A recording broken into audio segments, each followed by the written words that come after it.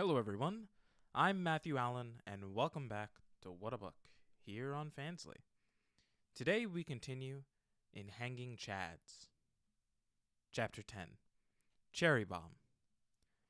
As Blair, Patty, and Maddie were walking to their red cruiser following the gravesite service, another funeral attendee approached the trio of mourning women.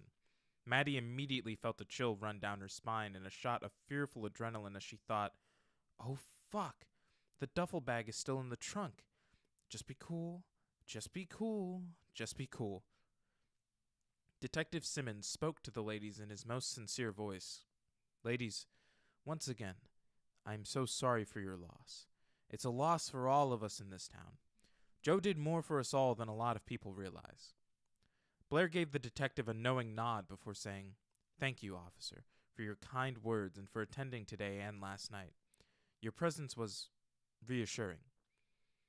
Maddie thought to herself that this conversation was kind of creepy, as though these two seemed to be speaking in code. What the fuck is up with these two? She pondered.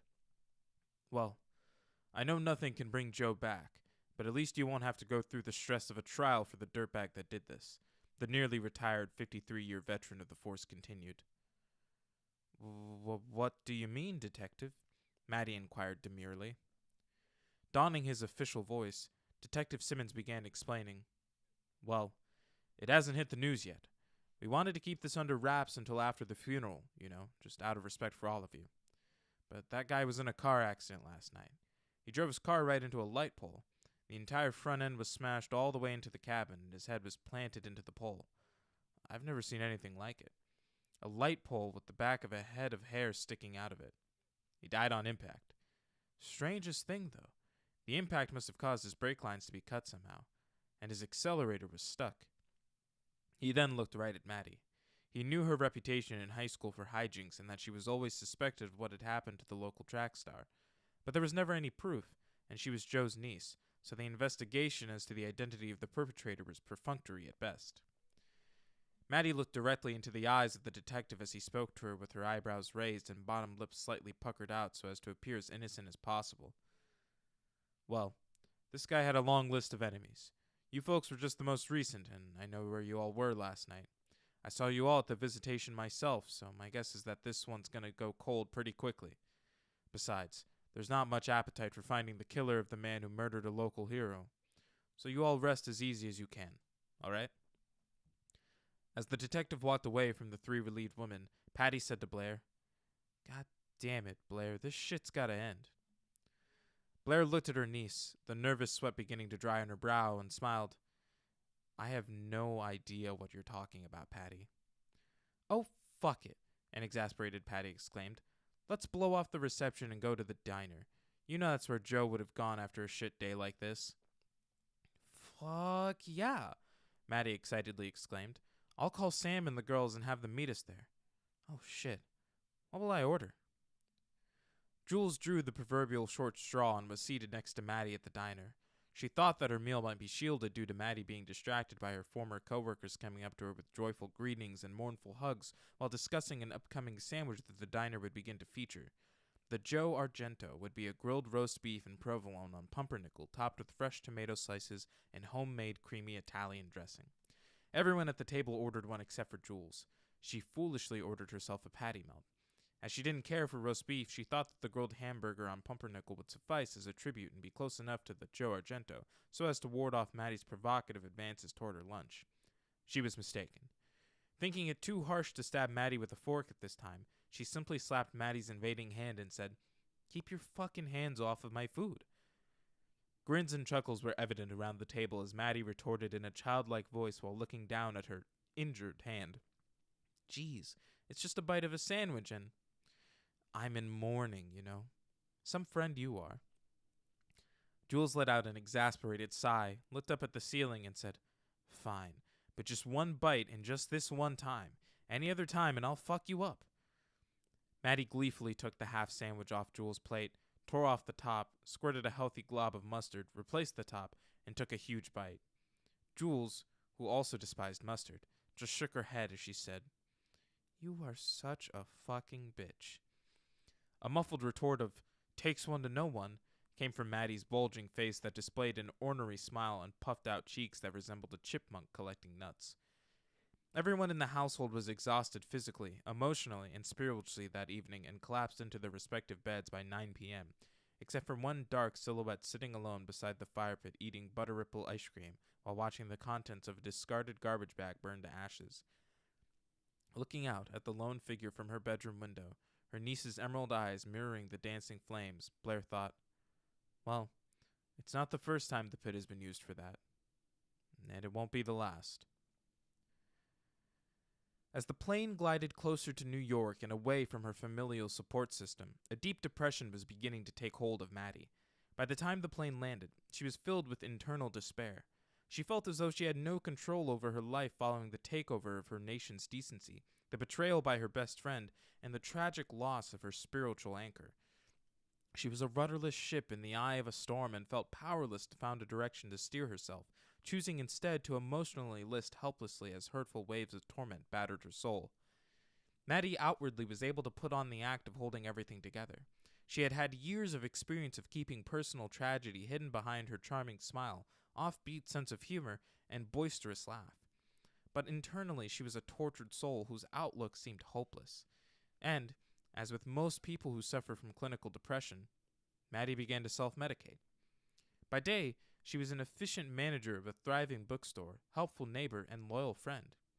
By night, she transformed into a party girl, wearing slinky short dresses, drinking excessively, dabbling with drugs, and frequently betting a disposable distraction. A new young lady started employment at the shop about 2 weeks after Maddie's return. She presented multiple bruises on her arms and legs when her long sleeves or hem of her dress would be forced to rise up while performing her job's responsibilities of stocking or retrieving merchandise from higher shelves. When asked, Amanda would always say that she's just such a klutz, and laugh the inquiry away. Maddie saw no evidence of her being a klutz, as she would effortlessly move from one responsibility or customer to another, never coming close to running into anything or falling. On July 3rd, Amanda's husband came into the shop to visit. Accompanying him was their 7-year-old daughter. Maddie could not help but notice that the daughter displayed the same klutz-like injuries as her mother, so when the family went behind a secluded book rack in the back of the store, Maddie nestled herself behind an adjacent rack, listening intensely to the conversation that had already begun. Listen, don't make this a fucking thing, all right? It's just a party. We're gonna go to Hampton Beach, watch some fireworks, and blow some shit up. Do you really want to make this a big deal? The husband exclaimed in a threatening tone. No, Amanda began. But you said we were spending the evening together tonight. You promised us. It was then that Maddie heard a firm slapping sound followed by, Listen, bitch. I know you thought you could tie me down by having this fucking kid, but it didn't work, okay? I'm going to that party, and you two had better be home when I get back tonight. You know I'll fucking find you wherever you might try to hide, so don't even try it. Maddie then heard the husband's heavy footsteps growing fainter as the pair of desperate sobs from behind the other rack grew louder. Amanda composed herself and said to her traumatized daughter, Okay. Smiles, okay?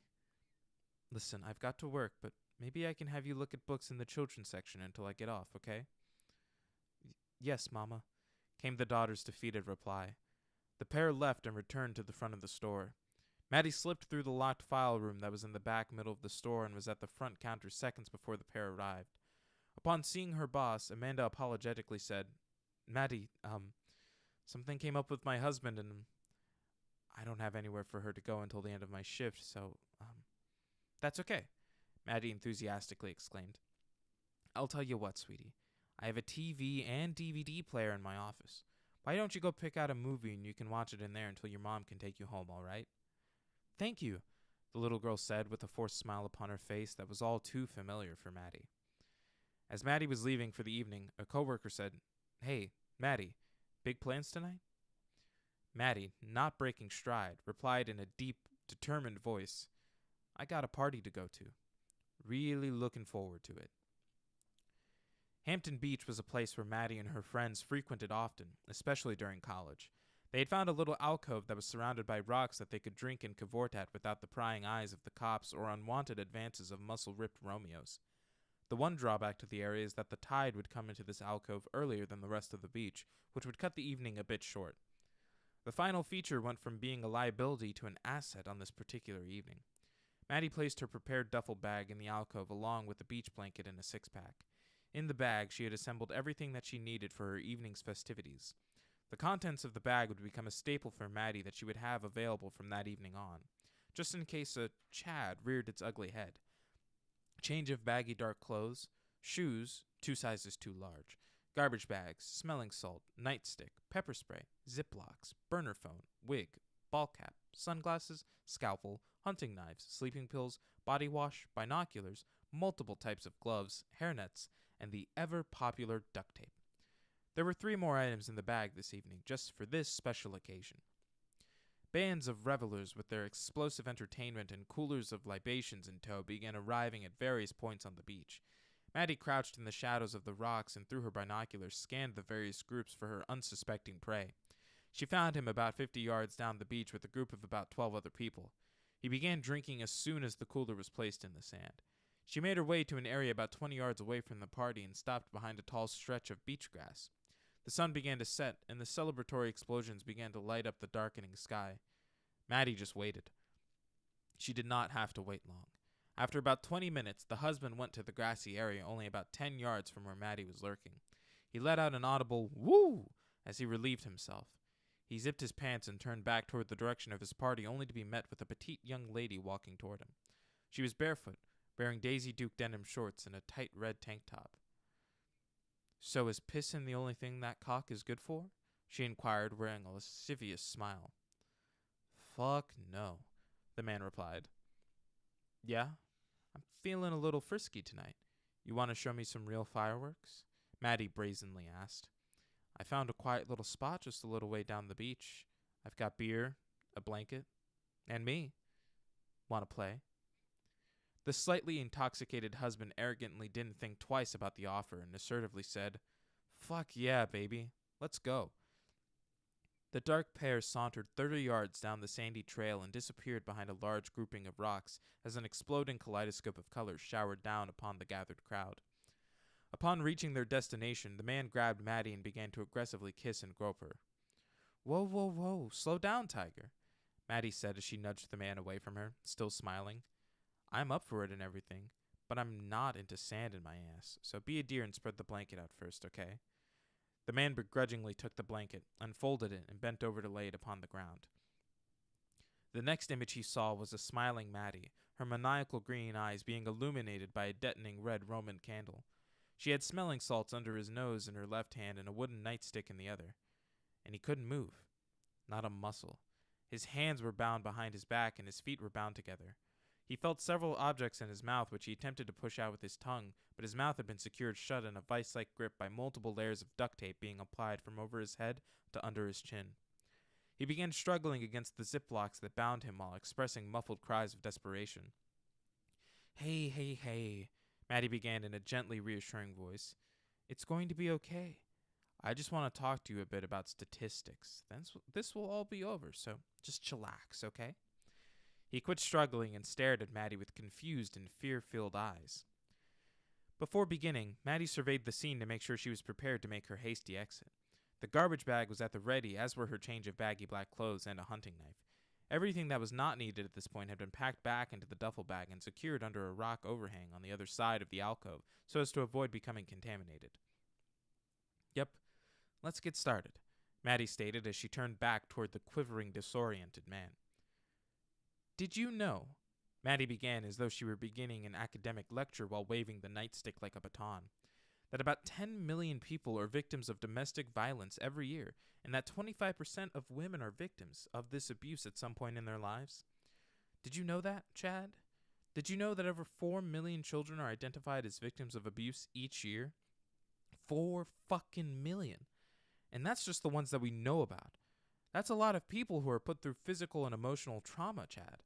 A lot of fucking people who are now so damaged that they're going to have to really struggle to be able to lead normal lives or find healthy relationships. It really makes them all sorts of being fucked up in the head."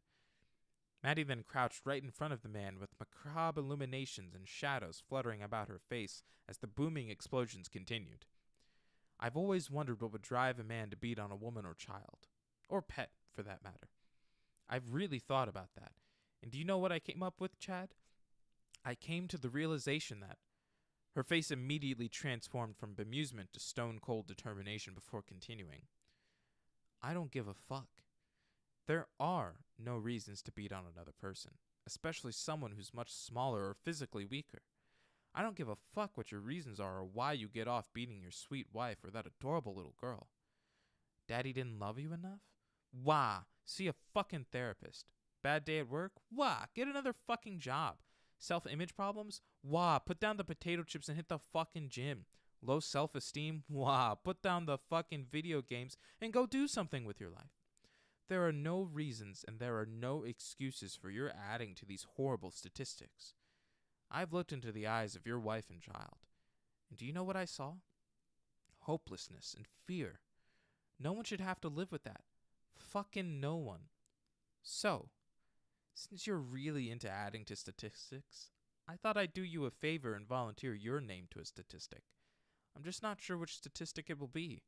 Will it be missing persons? Will it be people lost from the undertow? Will it be murder victims? Or will it be...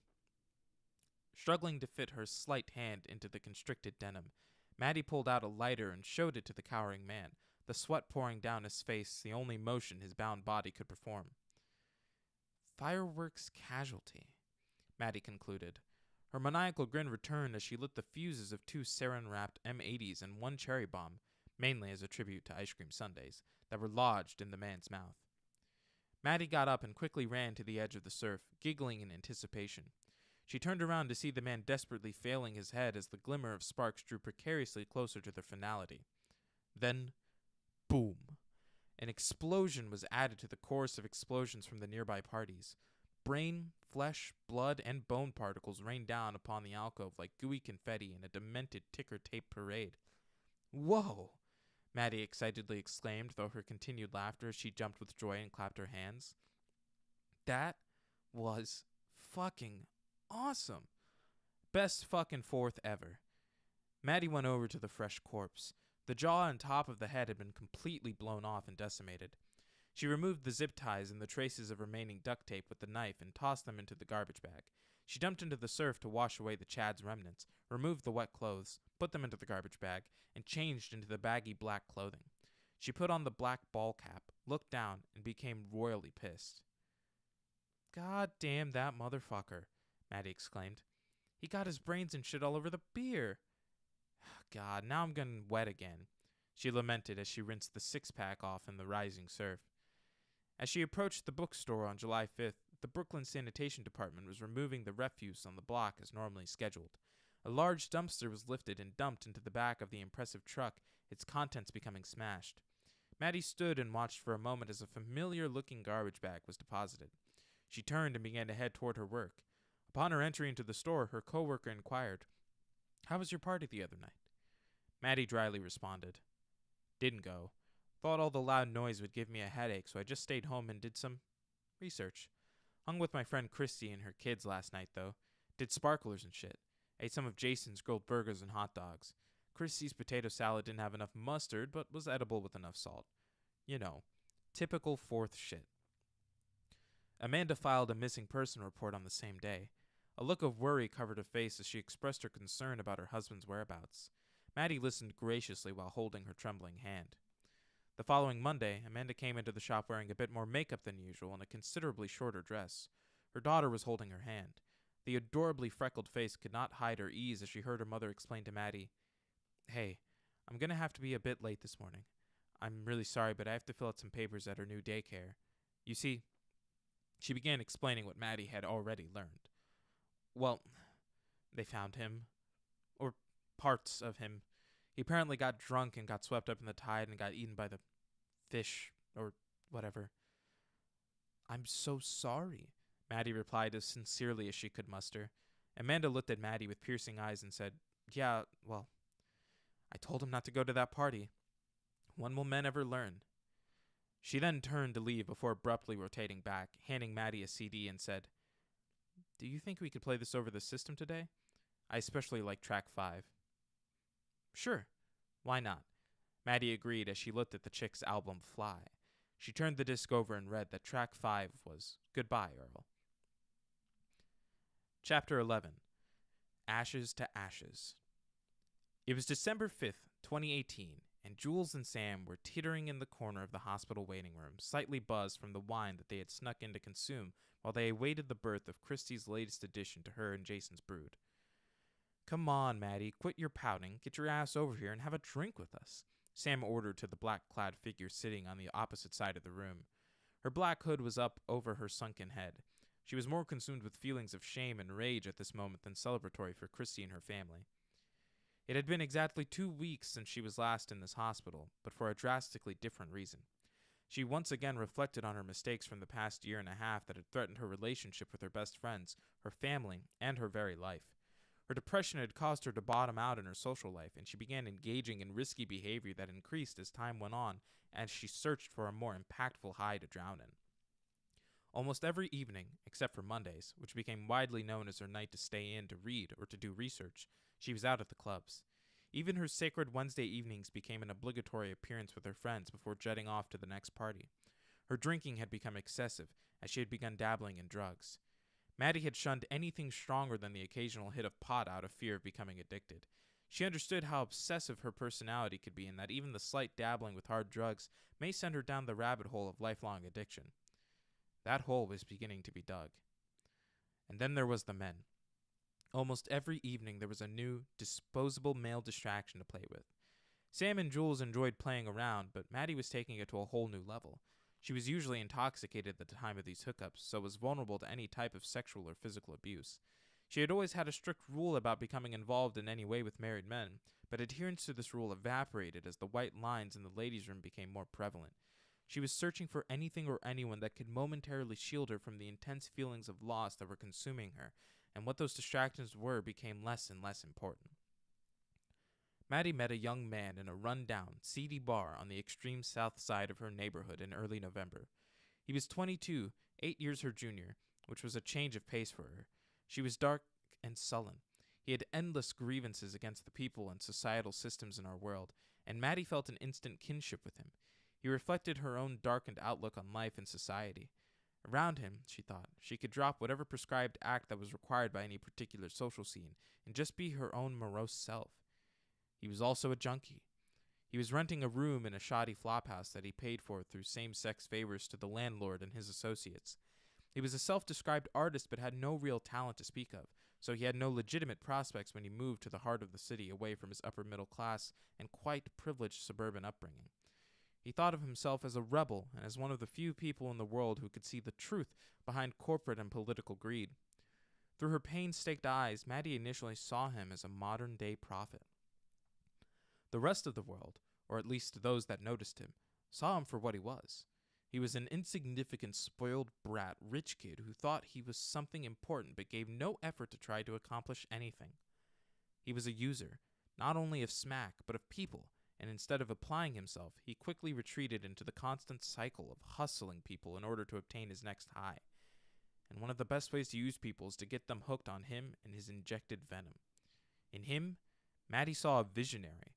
In her, he saw a meal ticket, not unlike other meal tickets, both male and female, that he had charmed into a heroin-fueled haze, only to then hand them off to depraved others to sexually exploit through prostitution or worse. He was, in essence, the neighborhood groomer for the local sex traffickers, and in Maddie, he had found the perfect emotionally vulnerable victim. Her looks didn't hurt either. "Damn, I'm gonna live for a year off of this little piece," he conspired to himself. Maddie's friends became increasingly concerned as they watched their friend's self-medication increase to dangerous levels. All lights began flashing red when they learned where she was hanging out. They knew that area of town and knew the trajectory that their friend was on. They also knew that the bottom that Maddie was about to hit was one that many aren't able to return from. So on Wednesday, November 21st, Sam prepared Maddie's favorite appetizers for a pre-Thanksgiving feast, gathered Jules and a very pregnant Christy, and awaited their friend's arrival. It did not go well. Upon her arrival, Maddie exclaimed through her now rapidly paced cadence, "Hey, y'all. Can't stay long. Gotta see my new guy. Just gonna stay for one drink, then gotta split."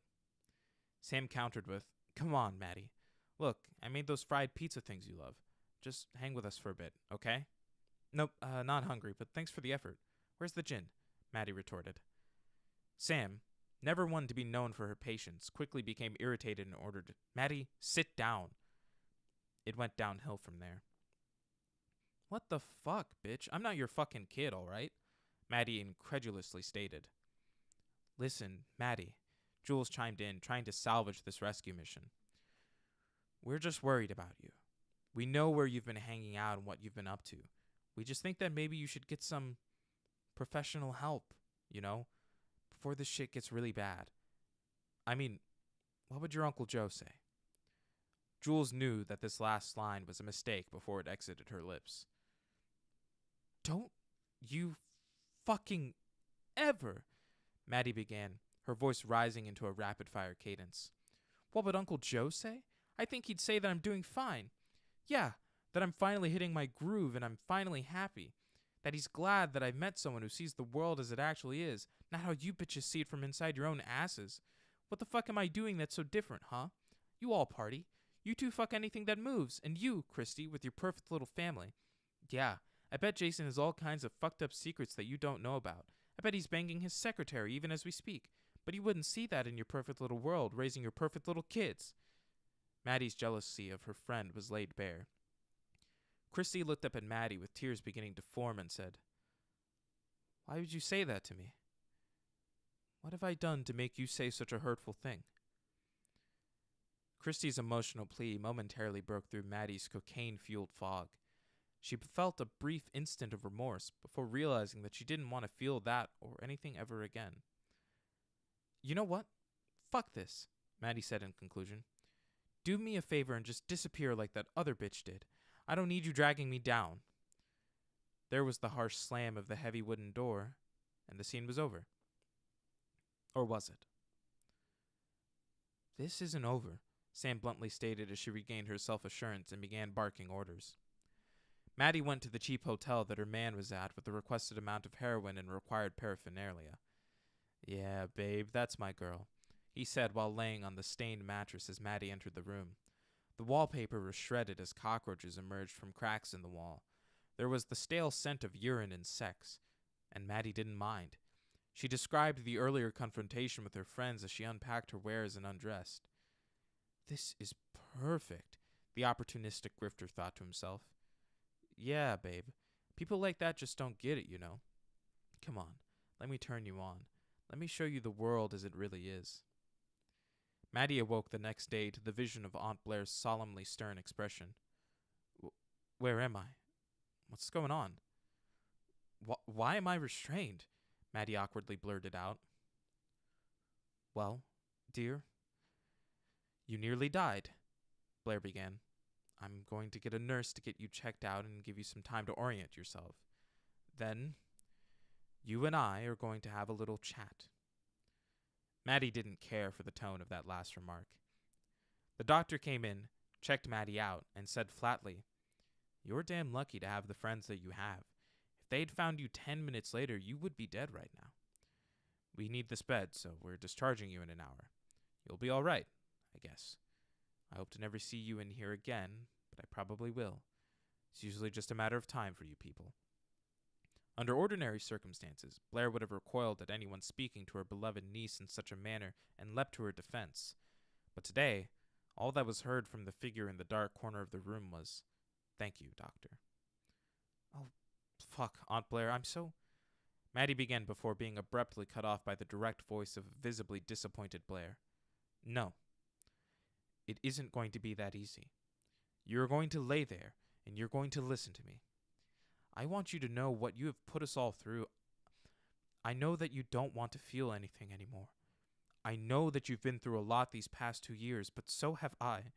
And you don't see me lying in a hospital bed causing my loved ones to hurt the way you are doing to all of us right now.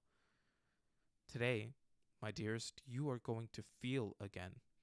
You are going to feel what we are all feeling. You will then be allowed to apologize. And then—" Blair purposefully paused dramatically, leaned over, and stared into her niece's soul. "You, young lady, are going to get your fucking shit together." Blair then described the events of the earlier evening, how Christy, fast approaching her due date, was dispatched to her home to call Blair and Patty and to be the main point of communication. She would relay updates to the aunts and closely monitor police emergency dispatches. Jules and Sam split up and began scouring the seedy neighborhood that they knew Maddie had retreated to. Both women had to use pepper spray to ward off respective would-be assailants. About a half hour into the search, Sam was nearly run over by a fleeing skinny man while she entered a dilapidated hotel. She threatened the hotel manager with calling the police if he didn't tell her which room the girl in the picture was. "Yeah, fine. She's in room 18. What the fuck do I care anyway?" came the manager's response. Sam opened the door to the sight of her convulsing naked friend, gagging on her own vomit. She quickly turned her over with one hand and dialed 911 with the other. She began manually scooping the vomit out of Maddie's mouth to clear the air passage while calling Jules. "I've got her. It isn't good."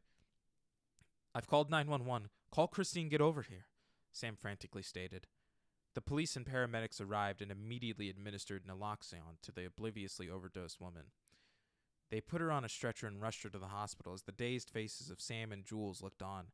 They hailed a cab and arrived at the hospital 20 minutes after the ambulance. They pleaded for information but were told that they were not entitled to any. They would have to wait until next of kin arrived. It was the most heart-wrenching 4 hours of their lives. Blair arrived, immediately identified herself, and insisted that she see her niece. It was only when Blair gave the pair of heroines a thank-filled hug that Sam and Jules knew that their friend had made it. The information was relayed to Christy, and the three friends broke down in a release of tense emotion. Blair concluded with, "I left Patty at home. I didn't want her to see you like this. Now, your friends are in the waiting room and would like to see you. I suggest you let them in. And I suggest you make it good."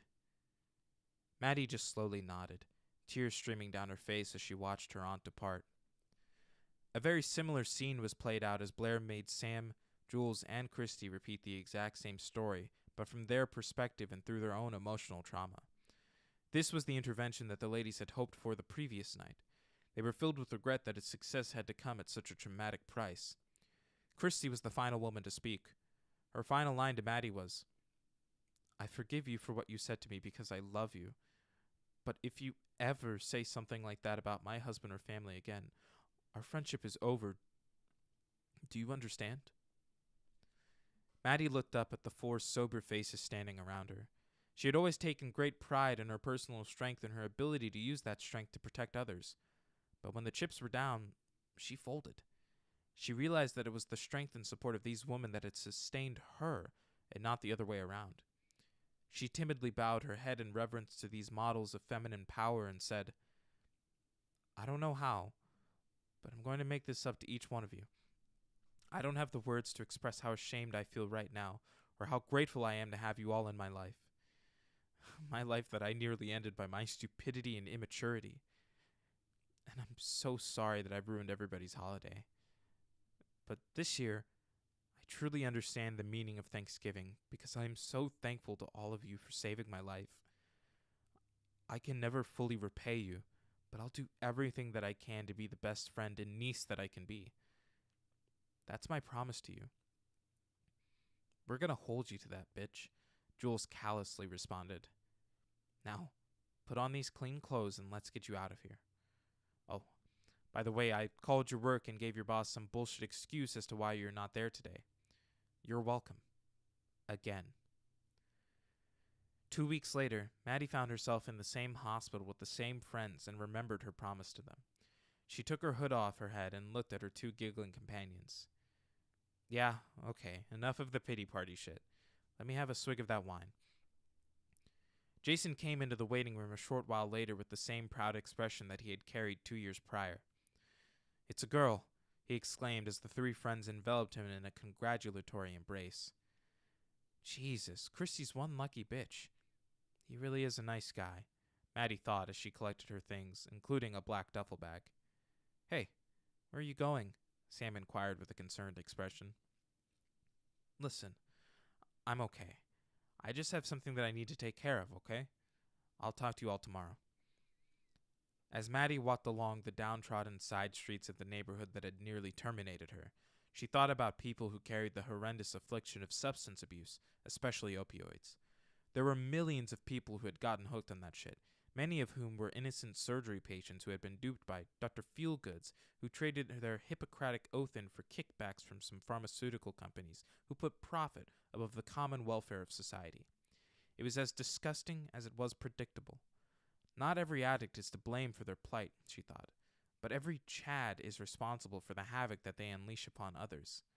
This motherfucker wasn't a victim. He was a gutless Chad. She called him on her burner phone. "Hey, babe, where are you at?" "I've got some candy," she innocently inquired. You're all right. But I mean, the stuttering grifter stated surprisingly. "Nah, I'm fine. Just first time jitters, I guess. Come on, where are you? I want to see my guy." Maddie went to the cheap hotel that her former man was at with the required amount of heroin and paraphernalia. "Yeah, babe, there's my guy," she said while observing him lying on the stained mattress. The wallpaper was shredded as cockroaches emerged from cracks in the wall. There was the stale scent of urine and sex. And Maddie didn't mind. She described a brief reaction to her hit from 2 weeks ago when the clueless con man ate it up through the haze of his last fix. This is perfect, the opportunistic executioner thought to herself. "Yeah, babe, I think I'm really starting to get it, you know. Come on, now let me turn you on. Let me show you my world as it really is." Maddie just sat there silently and watched. She watched through her emblazoned emerald eyes with a sly smile on her face. She watched as he mumbled something incoherently. She watched as his pupils dilated into nothingness. She watched as he began shivering, then convulsing. She watched as vomit began spewing from his mouth, encasing his entire face. She watched as he violently gasped for breath, shooting geysers of vomit into the air as he did so. She watched as his body twitched one final time, the entire contents of his stomach oozing down his face and resting on the stained carpet in chunky tan pools. Well, that was kinda gross, Maddie thought as she grabbed the man's wallet from the nightstand. Fuck, he must have scored sucking cock or dealing or something, Maddie speculated as she removed 180 from his wallet. Her petite gloved hand tossed the wallet back onto the nightstand as she turned toward the door, never looking back. And that is where we will leave off for today. Those were some very short chapters. But thank you all so much for joining me. If you liked it, make sure to check out everything else that is here on Fansly, as well as all the things that I do everywhere else. Make sure to go give a little look-see over to the YouTube channel for gaming. Make sure to give a little look-see over to Whatta channel, where you will find all the other books that I read, as well as my social medias, which is just Twitter. I don't know why I said medias with an S. But thank you all again so much. I've been Matthew Allen, and this has been 2 chapters of Hanging Chad. Sorry, I don't know what that was. I will see all of you next time.